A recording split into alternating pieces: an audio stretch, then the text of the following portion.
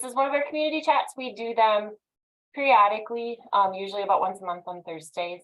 And we're going to talk about decodable books. And so I'm going to turn it over to you. Hi everyone, this is Cigdem Knebel. I'm the founder of Simple Words Books and a parent of two dyslexic children, and also I'm dyslexic myself, and so is my husband. So we're a very diverse family with very different learning profiles. Shall I just go ahead and continue talking about a little bit about how everything started, and then go into decodable books, because that's where my passion is. Yeah. So it was about 2015 when my son was diagnosed first. He was 6, and we started with a language program called Wilson Language, and he started learning how to decode. We were very happy, and he was very excited. He wanted to start reading chapter books like his friends did. And by the time he was in 2nd grade, most of his friends have graduated into chapter books, where he was still in the early phases of learning how to decode. So he was still with the babyish books, and he wasn't very happy about it. One day he read Hop and Pop, and he said, "I'm ready for my chapter book." And I knew it was a big jump from Hop and Pop to a chapter book. So I started saying there has to be some that are in between. That could be the bridge between where he is and where he wants to be. And I couldn't find anything. So I started writing for my son, our first book, Sam is Stuck. Yes. And as I started sharing it with others, everybody was saying, "Oh my God, like this was really helpful for my child." They started to really decode, and they had more confidence building. And I said, maybe I should publish these, and I did. And after 6, 7 books, I could see that it wasn't only me, it was a really big need in the market, and Simple Words was born like that. And now we have many books. I have 15 books of my own. I have published for other people. Now we are actually expanding to decodable plays, decodable poems, decodable readers. So it's been a wonderful journey with the support of so many teachers, so many educators there, just kind of lifting me up, and it's been amazing. So decodable, I don't know if many people know what decodables are, because I think there's a misconception about what a decodable book or a reader is. The decodable books are books that are written with phonics rules that are mastered, or that are taught to the reader. So one scope and sequence in one decodable chapter series might not be matching another. For example, ours are kind of inspired by Wilson. So I might be teaching, or I might be including ALL, like all, small, full, like words earlier in my books, versus maybe another program who might be teaching it further down the road. So in my opinion, every decodable book that is out there should come with scope and sequence. So the teachers, educators, parents who are picking up the books to match the reader's skill level would know what words and what rules are used. And they could see what kind of irregular words are in there and what the percentage is.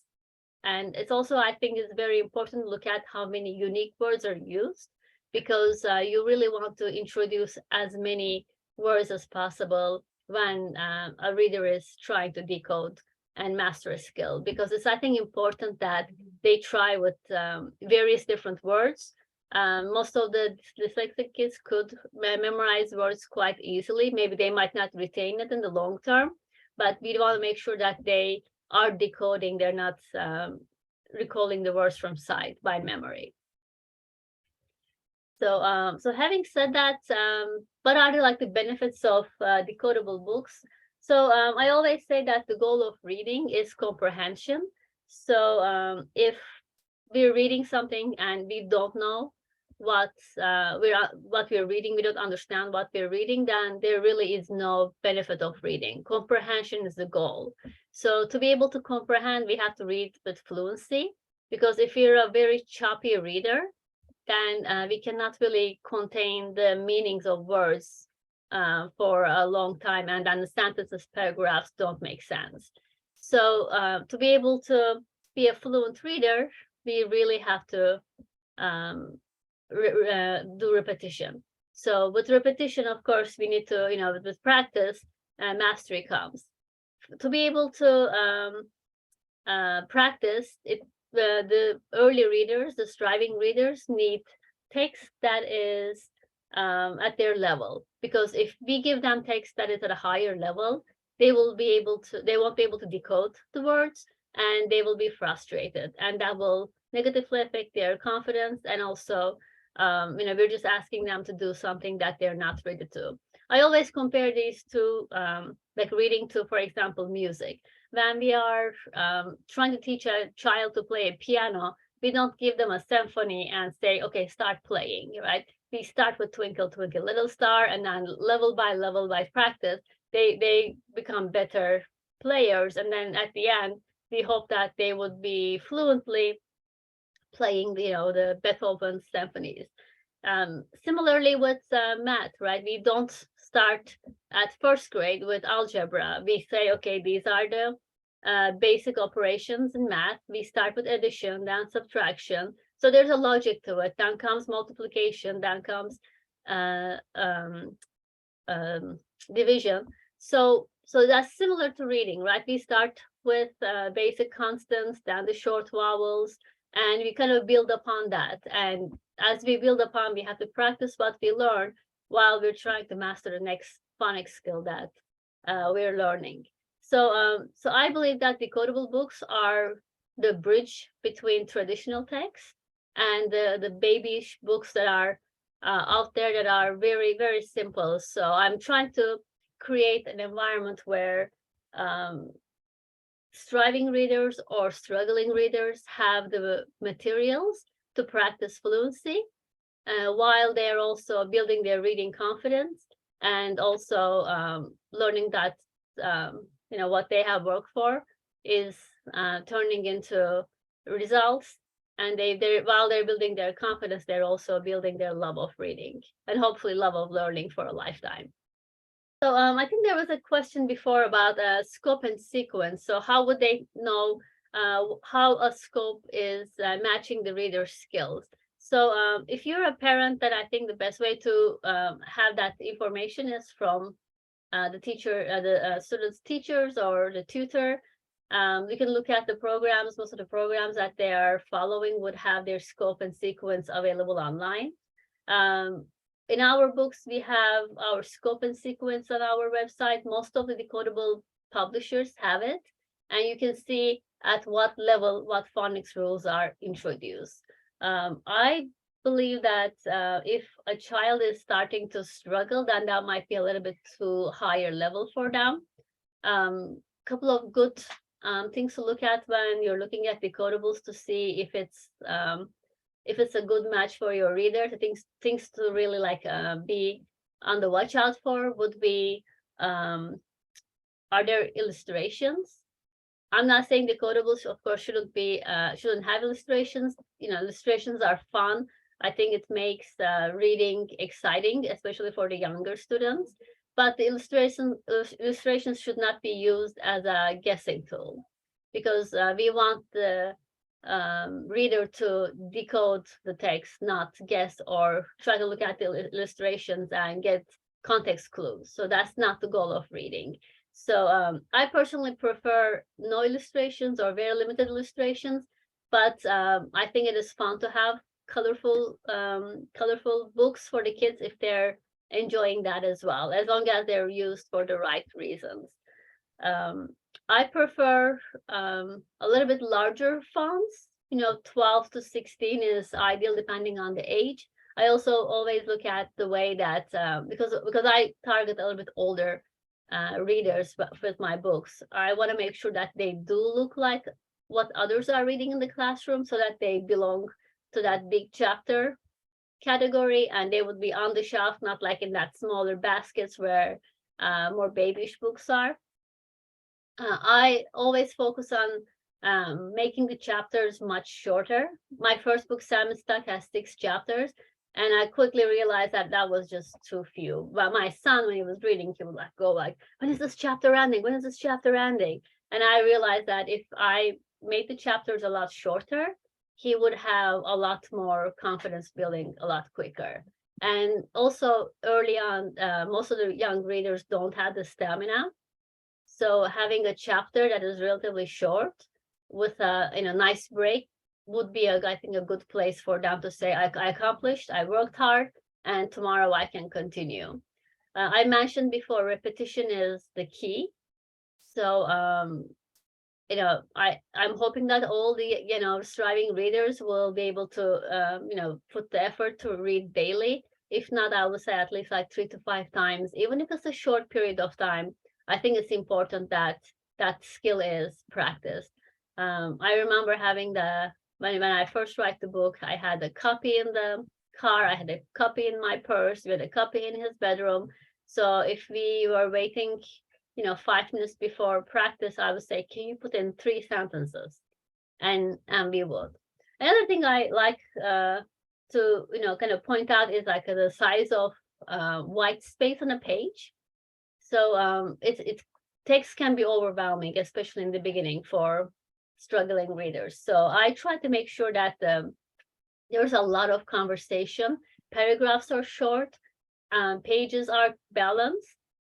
Another thing my son would do is, like, I would say, if you're reading 1 paragraph, I'm reading 1 paragraph. He would kind of like forget about comprehension. He wouldn't listen to the story. He would look down and he would see a large paragraph. Then he would kind of count back to see if it was going to be his or mine. And if it was going to be his, then he said, why don't I read 2 sentences? And by the time, we're having this conversation, we're supposed to be working on fluency. We're supposed to be working on comprehension, out the door already. So I try to make those balanced as well. I focus on a lot of conversation because it seems like that kind of draws the reader further in. At the end of the books, I have a full word list for parents or teachers to kind of quickly look through. And if there are any words that are standing out that could be a little bit more difficult, that could be a tool for them to highlight those and maybe study those and practice those with the reader prior to starting the book as well. All the books for simple words books comes with a comprehension workbook. Comprehension is the goal of reading. So it's important that we kind of ask questions and relate to the text. So there's a comprehension workbook for each book that's out there.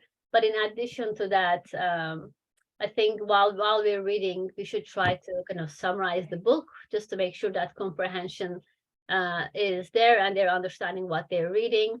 Kind of trying to relate to the context. Have you ever felt this way? If the character is going through a problem, what would you do if you were them? Do you have any ideas, any suggestions for the character? What do you think that will come up next? So just kind of have a connection with the text. Well, I think also helps not just with comprehension, but also making it more emotional. And again, the goal is to build the reading confidence and the love of reading and love of learning. So I think those are the small tips that could make a difference, especially for a striving reader that is that might not have had a really positive experience with reading before.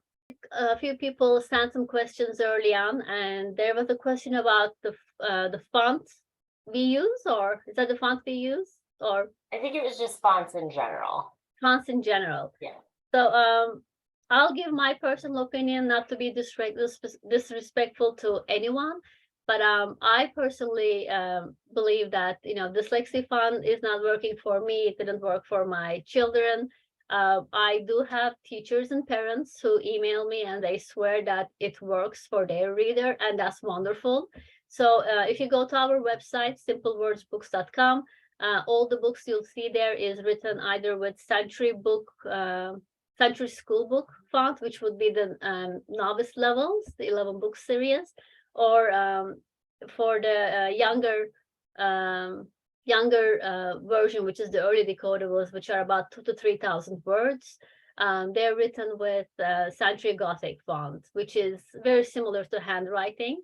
And the other one I mentioned, Century School Book, is the most frequently used font in children's books. So when I did a very small, certainly not scientific focus group, that was the font that was chosen, and the response I got from the striving readers, they were saying, this is familiar, we've seen this many times and it's easier to read. So that's kind of why I went with that. It's all personal choices. Every publisher, every author has their own preferences, but because I do believe in serving others, that whatever that meets their needs, we do have all of our books in dyslexia font on Amazon.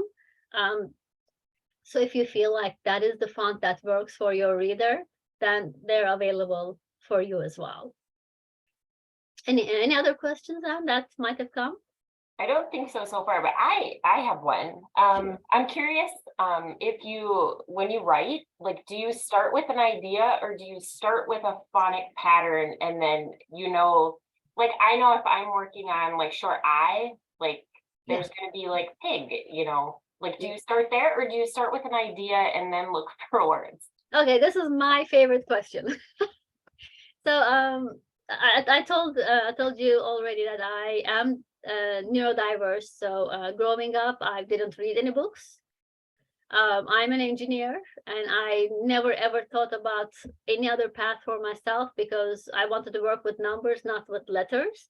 So I still sometimes look back and I can't believe that I'm actually writing books for a living now. It's just like it's kind of crazy. So and also, as you can tell, English is not my native language, so I can't also believe that I'm writing books in a language that's not my mother tongue. So putting all that together, I never called myself a creative person, and I feel like I have engineered. Says that a huge. So I feel like I engineered the writing process, and just like you said, I actually find a topic that is decodable, and I start writing based on what is available. And sometimes, I shouldn't say sometimes, I would say oftentimes, I have a vision where the story will go, and it gets stuck because there's a turning point where there's no decodable word that can explain what's going to happen next. And I just take a deep breath, and I said, okay, the story is going somewhere else, and I just pray the universe will lead me to it. And I feel like when I write, I am weeding. So you cut the grass and you make the story nice, but then those weeds, like, I go and weed. So we have a computer program, we throw all the words, and then when I look at the single words, I say this word can't be in it, this word can't be in it, that word can't be in it, and we find it in the story, and then we kind of weed those words out. If we can replace it, that's great, keeping the same meaning. If we can't, then the story has to change. And then I think that's why it takes a long time sometimes to write these stories, especially at the levels I'm writing there. My 11-book series, which is one of our best sellers, is anywhere from 4,000 to 8,000 plus words. So that is a lot of action happening, a lot of character building, a lot of settings. And I try to make sure that we're writing in various genres, because I want my audience to experience what their peers are experiencing. So we have fantasy, we have adventure, we have realistic fiction. Hopefully by September, October this year, we'll have our sci-fi trilogy coming out. And it does take a toll on the author when I'm trying to write with all these different genres. Usually you see one author sticking with one genre, and that's what becomes their expertise. And here I am, I'm trying to put as many books out there for older kids, or kids who want to read books. Like I can show, like, these are kind of quite deep stories, and they're quite engaging stories, but it takes sometimes a whole village to to write them. Yeah, I had someone asking, can AI write those stories? And I'm like, that's a good idea. So I kind of gave some comments, and it didn't work. I don't think we're there yet with that. I will admit, I did actually try ChatGPT the other day, like, because I know I too have heard it's great, touting how it's going to revolutionize things, and yes, it struggled with that one. Yeah. Has anyone had any experience with the books? I ordered some this week, so I'm excited to get them. I use decodables with my readers. I'm always looking for new ones, so I'm excited to get yours. But I know like some of the stories, like it's hard sometimes because they do kind of view it as like, well, this is for babies, or this is it is that balance. And so I'm really happy to hear you like considered a lot of this stuff. Mhm. It's a balance with them, because if it's too hard, they can't read it. And then if it's too babyish, they get very like, well, this is, not what my peers are doing, and I don't like it. So a couple of things have happened since we first started. I used to have like our logo in the front, and it would say books for striving readers. And the teachers' feedback was they because they do look like they're like big kid books. They wanted to look like everybody else's books. So we put everything in the back, the logo and everything. And I thought it was going to be exciting for them to kind of see this is a book they can read, but they just wanted it to be just like any other book. So we have done quite a bit of rebranding on the books, how they look.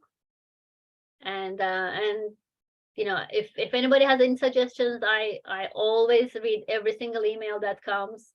I have a lot of readers who like sometimes they email, but they most like handwrite, which I know how difficult it is for the readers. So I'm so appreciative that they actually take the time to write me. And they said, can you write a story about horses? Can you write a story about ghosts? And I say, like, I'm going to brainstorm right now. I cannot find enough words. But I said, if you find any words that you can think we can create a story, come back to me. And I love how the readers are getting engaged, because these are the first big kid books they can read. And now they're feeling like they can really read. And I know they will. It's just a process. It's a long process.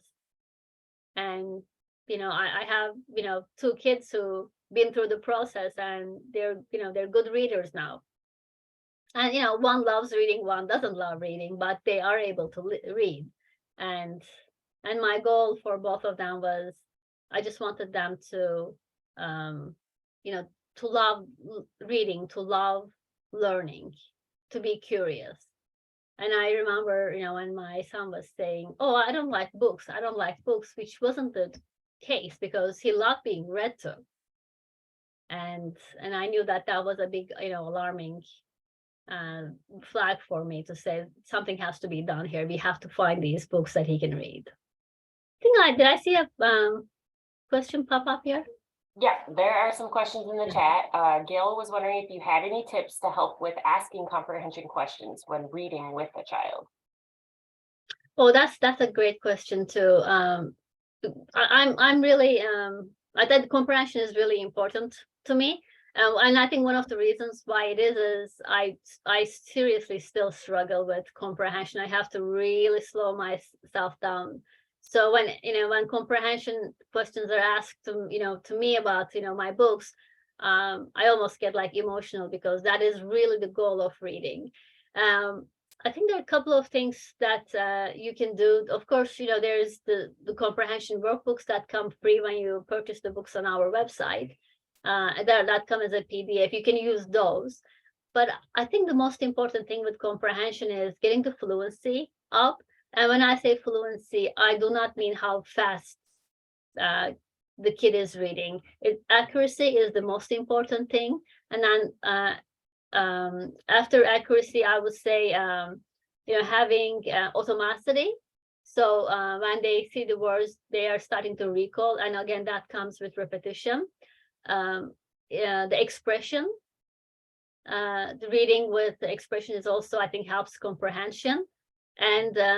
And overall, I think just kind of connecting to the content, understanding, of course, the vocabulary. If they can read a word fluently, but they don't know what it means, and comprehension won't be there. So sometimes I hear that teachers don't expose their students to higher level books because they say they're not ready.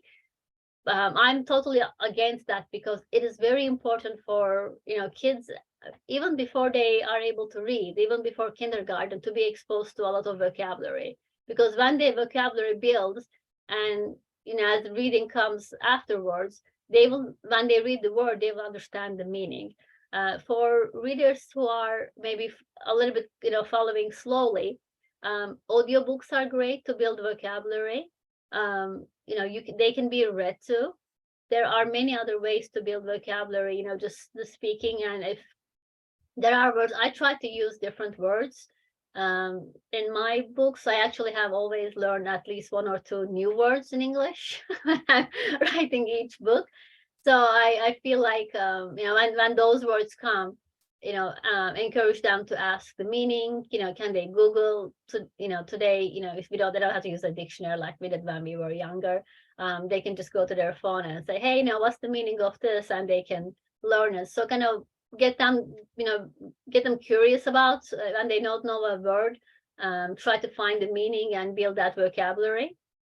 I always feel like if the reader kind of connects to the story with the characters and can anticipate what's coming, or can relate to what has happened to them with someone they know or themselves, that definitely helps, first with the love of reading, but also with the comprehension too, because they can start moving things from short-term memory to long-term memory, because now they're making connections, just not rote information that they read. The next question in the chat is asking about if you have grade level equivalents on the book. I try to shy away from grade levels, because some kids who are kindergarteners might be really ahead and might be able to read our earlier books. Let me see. So we have these early ones. So these are 2,000, 3,000 words. I think advanced kindergartners could read, and we have high schoolers who read our novice level books. But if we go with the traditional route, I would say grade 2, grade 3 is where they mostly lie. The early level is short vowels, and out of CVC words, they're 100% single syllables.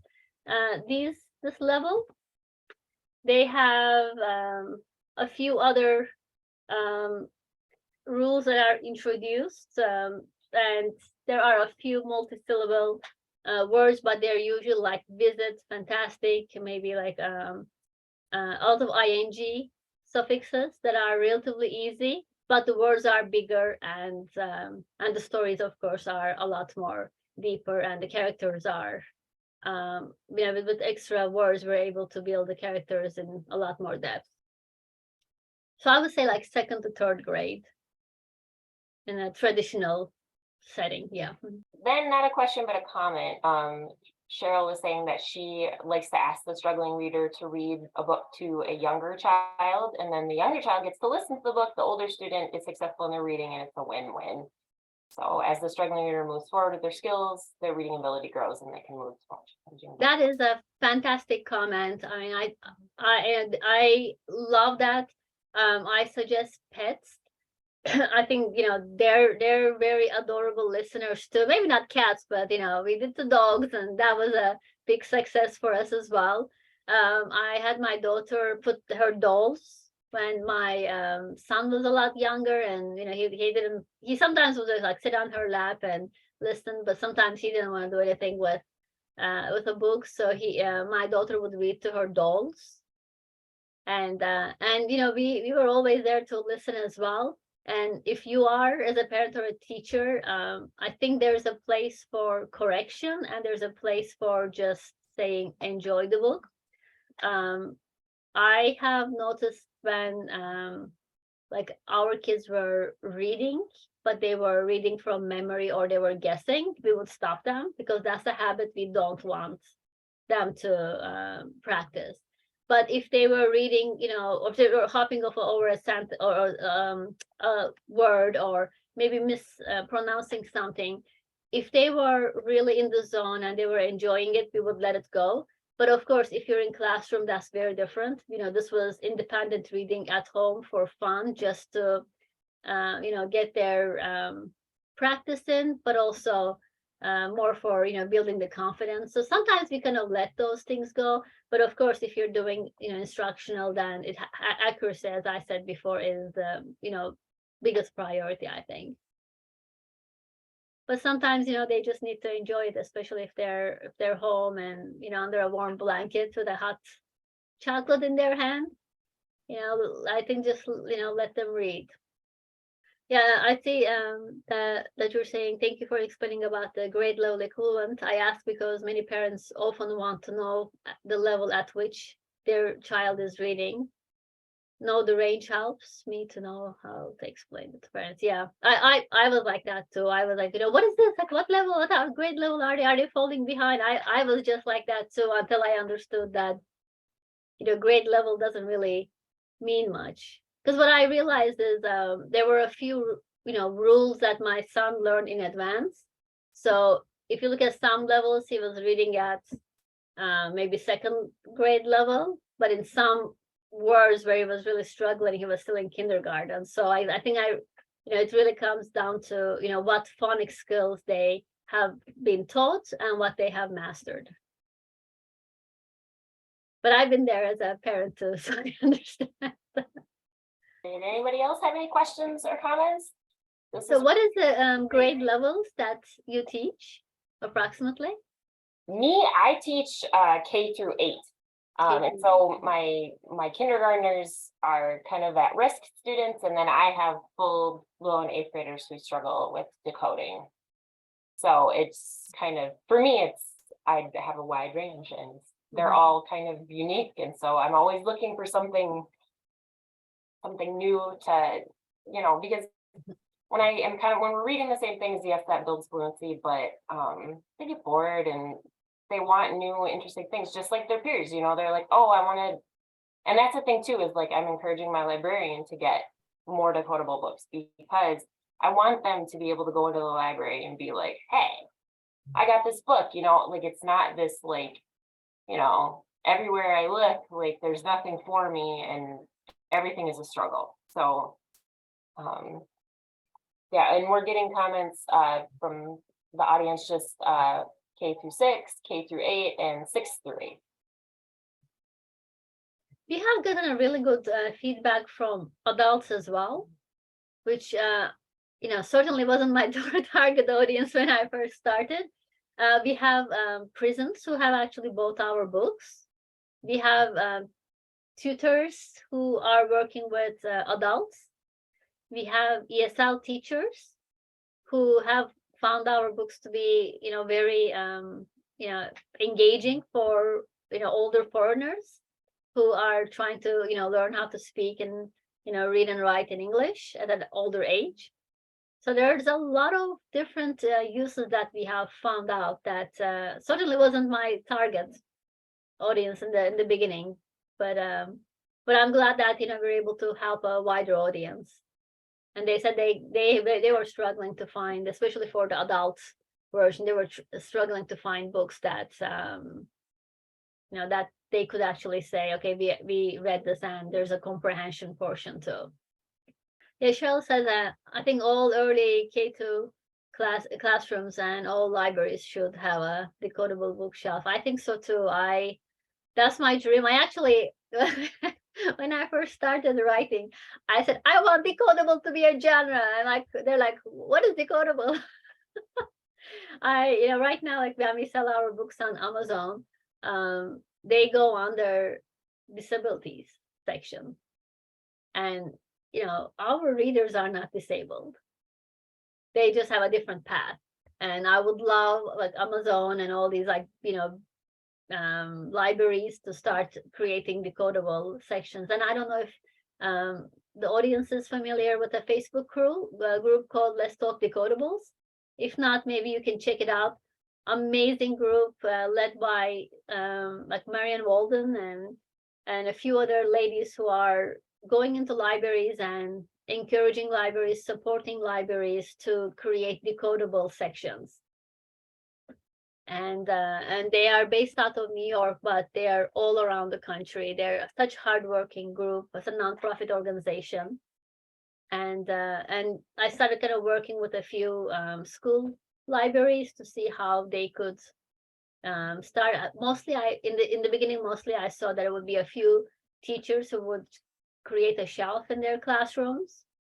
I'm now seeing that this is expanding to their school libraries as well, which is great, because I think that library experiences is important for kids, to go there and to be able to pick the books that they will enjoy reading from a shelf. Because I mean, it might be different from, of course, school to school, I get that, but at my kids' school, chapter books were on a shelf and behavior books were in a basket. And my son did not want to pick from the basket. He wanted to pick from the shelf. And if he picked a book from the shelf, he would just sit there and not be able to read. And it's sometimes difficult for a 7-8-year-old energetic kid to sit for 20 minutes and pretend like they're reading. Whereas that time could have been used for actual, reading, because they're the books that they can decode. And they can do it at their own pace. It could be slow, it could be, faster. But I think from what I have heard is if they can read the first 3-4 pages of my books, their attitude towards reading that book and reading other books changes drastically. One thing I do for zero charge at all on my website, if you go to the product page of every book, there's an autograph section. And I say, tell me who the reader is. And I write an encouraging, little note, keep on reading, dream big, and, read a bit each day. Because I remember with my kids, if the book was autographed, they were like, oh my God, mom, look, it's autographed. And, oh, wow, you first open the first page, look at the second page and third page. It's just get that book in their hands, get excited about what that book might entail. And if it's my signature, because I'm happening to be the author, and if it makes them open the book, and if they can just open a few more pages and start chapter 1, they can quickly see that they can decode the book. And then, hopefully they'll be hooked. Seems like we have a lot of educators tonight. And I know, for me on my end, my parents too coming to me and they're like, well, what should they be reading? They'll say to me, well, he will only read graphic novels, or he'll only do this, and it's a lot of the time I don't, I'm like, I don't really have a suggestion for you, because reading is it's so hard to know where the kid is unless you're working with them one-on-one, and then it's so hard to know what their interest is too. And so having a large selection of decodables to draw from, I think, is amazing. That's another frequent question I get, especially for the 11 book series. I get which book should you read first? And I said, what do they like? Right, whatever, especially if they're not eager to read, because there are some kids who are just waiting for that book, right? So for them, it doesn't matter. You'll give them a book and they are just thirsty to read that book. They have the hunger to read. But then there are other kids who already make their decision that this is not for them. They don't want to read. Then, do they like fantasy? If they do, pick up Spelling Pen. Do they like cats? Then, we have the Gold of Black Rock Hill. Do they like pirates? Do they like dinosaurs? I try to, give as much, bandwidth to the stories as I can, so more people can find, or more readers can find something that appeals to them. And in my books, I try to make it in a way that I have 2 main characters that kind of support each other, and there's always a male and a female, because it's already so hard to write the books, and I don't think I can write half the stories with male, half the stories with female. So I try to make sure that there's a good balance, because even though I think the kind of some research says, oh, more, boys are diagnosed with dyslexia. I think that is just what shows.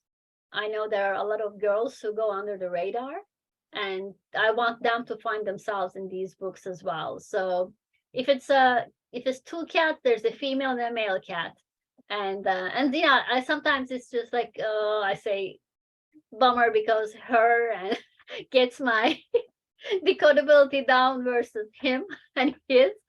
But except the early level, this one where I only used male characters because I didn't want to use her as one of the words to make it even easier, because at that level they're all animals, there's no people, and I tried to make sure that my goal was to make it as easy as possible, whereas at the next level it's more about like really building the love of reading, and that they find themselves in these books and they identify with the characters. So so there's always like a male and a female character as well. And in my salmon stock, I think there was I use the word ship, and they're in a pond. So ideally I would say they're in a boat in a lake or in the ocean, but of course for the decodability I had to use a ship in a pond. And I was like really struggling before publishing. It's like, oh my God, like I can't say that. And my son at that time, he was probably like almost 8. He said, Mom, you have a talking fish and you're worried about having a fish, a ship in a pond. That's gonna be okay. And suddenly kind of I like, you know what, this is not about me. This is really about decodability. And I kind of like let that go, and that he's truly has been an inspiration with all this process. It says, I have contacted on city's librarian as well for more decodables. And I'm glad that you'll find the Facebook group helpful. It is a great resource, you're right. Any other decodable resources? So there are a lot out there. If you go to their Facebook group, there's a list of all decodables. There's a whole range. There's some publishers, and I know people say, oh, you're competition. We really aren't competitors. We feel like we call ourselves sisterhood. I think because we're all females now. I'm thinking like there's no males there. I guess that's why the sisterhood came. We collaborate and we recommend each other's books a lot. It's again like it's all about the level and the interest. So go to that Let's Talk Decodables Facebook group and look at their resources. I think Reading League has a very extensive list of decodables as well. And you can kind of go there, like express readers are, I think, mostly for like K to 2nd grade. Dogana Log, another mom like myself, she has a whole range of books. And there are others out there like the Rex series, I think, is seems to be very popular as well. And then there are some big publishers that have decodables. I hear different stories based on who the author is or who the publisher is. So if you can maybe get a chapter sample from like the bigger publishers, I feel like there are some bigger companies who want to be on the decodable wagon, but they really don't understand why it's important and what decodability means. So I would be very careful about that. Another resource is Lexile. They started their decodability measure. I had my Lexile levels for my books for a long time, and we've been going back and forth saying like, you're measuring it, but you're putting the harder books at a lower Lexile level. It doesn't really make sense, when the books are measured. But that was their system, and of course, there's no way around it. So over the years, I think they saw the need to measure decodable books differently. So they just recently, maybe in the last 6 to 8 weeks, have launched that program. Our books are all in there, and I think they're probably going to tweak it a little bit more, but they've done a really good job trying to capture what decodables are and how they should be measured. And I think they will be adding more and more books there where you actually can see, just like how like our scope and sequences on our website.